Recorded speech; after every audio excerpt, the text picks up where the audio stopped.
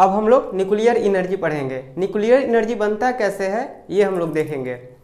तो nuclear energy produce by splitting of unstable nuclei. जब unstable nuclei split करता है तो उससे न्यूक्लियर एनर्जी बनता है।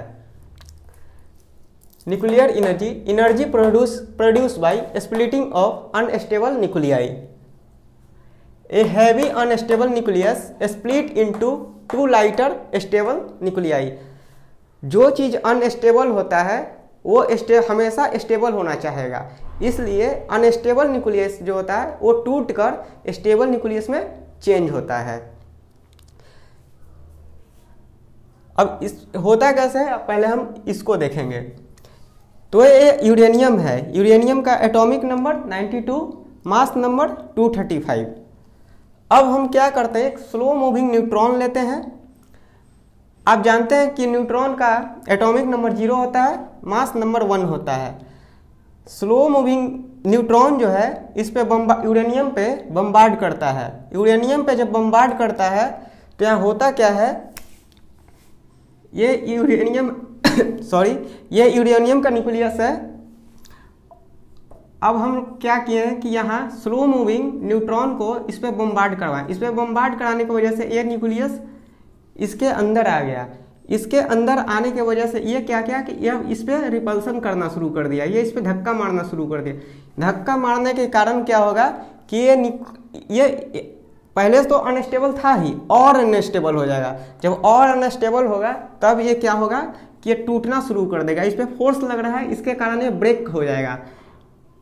ये ब्रेक सबसे पहले ऐसे होगा, इस तरह का टूटेगा, फिर लास्ट में ये अलग अलग टूटकर दो अलग अलग न्यूक्लियस बन जाएगा। तो a heavy unstable nucleus split into two lighter stable nuclei.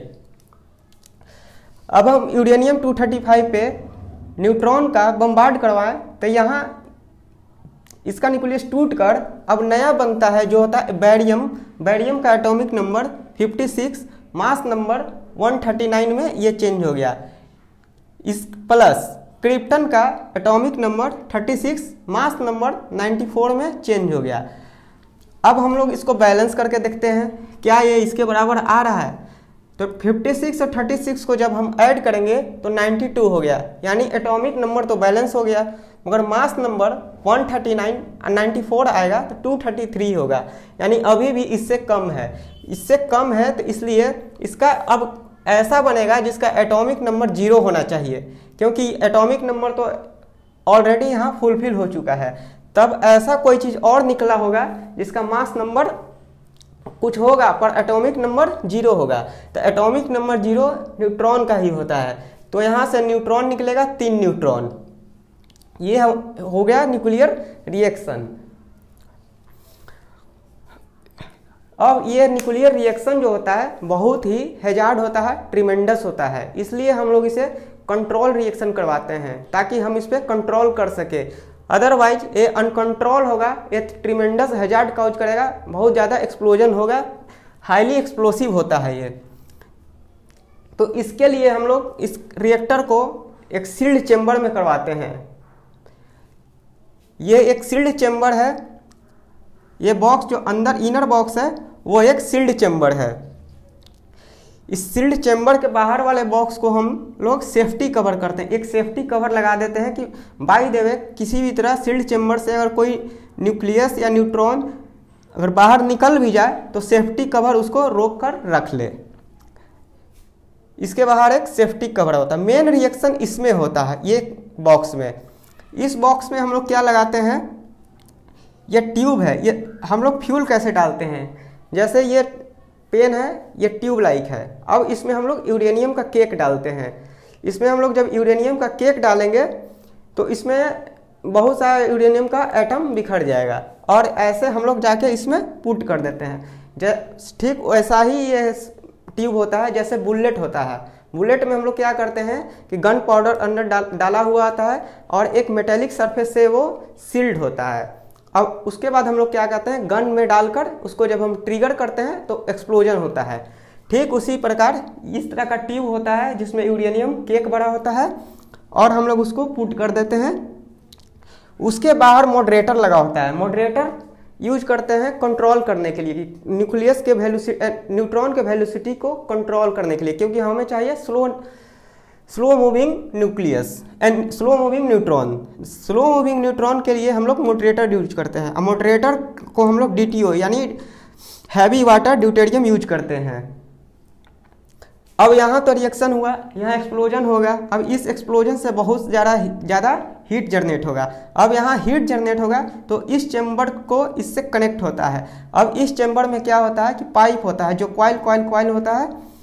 Coil इसलिए है क्योंकि ये सरफेस एरिया को बढ़ा रहा है, यानी ज़्यादा पाइप इसमें एडजस्ट हो। और इस पाइप में वाटर होता है, यह बहुत ज़्यादा हीट जनरेट होने के कारण यहाँ पे वेपर जनरेट होता है। और ये वेपर स्टीम जो जनरेट हुआ, ये स्टीम ऐसे ले जाकर टरबाइन पे फ्लो करवाते हैं और ये बहुत ही हाई वेलोसिटी से स्टीम इस पे फ्लो करता है।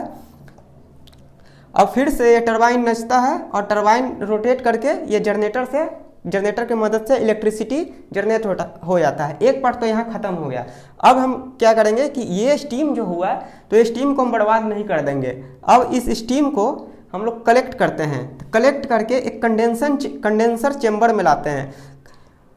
कंडेंसर चेम्बर में स्टीम लाते हैं, मगर स्टीम यहाँ बहुत हाई हीट्स की वजह से फॉर्म हुआ है, तो इसके पास अभी भी बहुत ज़्यादा हीट है।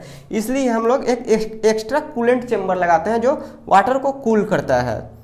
अब यहाँ से वाटर फिर से कंडेंस होके फिर से ये वापस अपना साइकिल पूरा करने के लिए ऐसे फ्लो करेगा।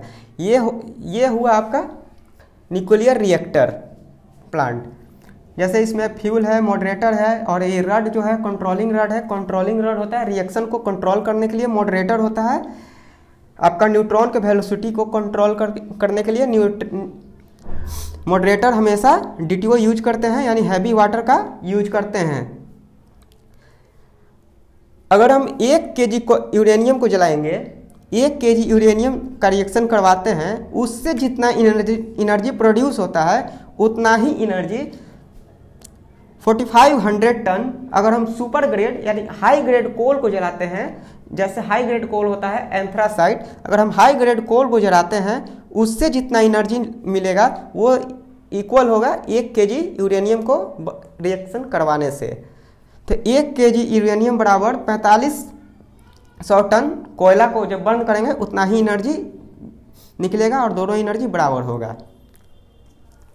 अब हम लोग देख लिए कि 1 kg ही यूरेनियम बहुत ज़्यादा एनर्जी प्रोवाइड करवा सकता है, और बहुत हमको यहाँ से जो जलाने से जितना हीट प्रोड्यूस हो रहा है और वो जो हीट प्रोड्यूस करवाने में जितना पॉल्यूशन हुआ जो इको फ्रेंडली नहीं है उससे भी हम लोग बच गए।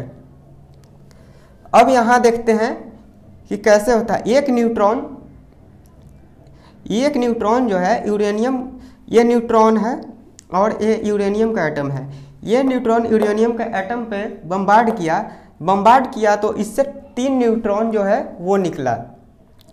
अब ये 3 न्यूट्रॉन है यूरेनियम में, एक एटम, ये फ्यूल में एक ही एटम तो नहीं होगा, बहुत सारा एटम होगा। अब फिर ये एक न्यूट्रॉन फिर उस फ्यूल से टकराएगा और फिर वो उस यूरेनियम से टकराकर फिर से 3 निकालेगा, फिर से ये 3 निकालेगा, फिर जो ये एक न्यूट्रॉन है फिर से उस दूसरे फ्यूल के एटम से टकराकर फिर से 3 न्यूट्रॉन लेगा। ये चैन रिएक्शन चलता रहेगा, इसीलिए हम लोग चैन रिएक्शन कहते हैं। मगर हम लोग इस चैन रिएक्शन को कंट्रोल करते हैं, इसलिए हम लोग कंट्रोल चैन रिएक्शन इसे कहते हैं।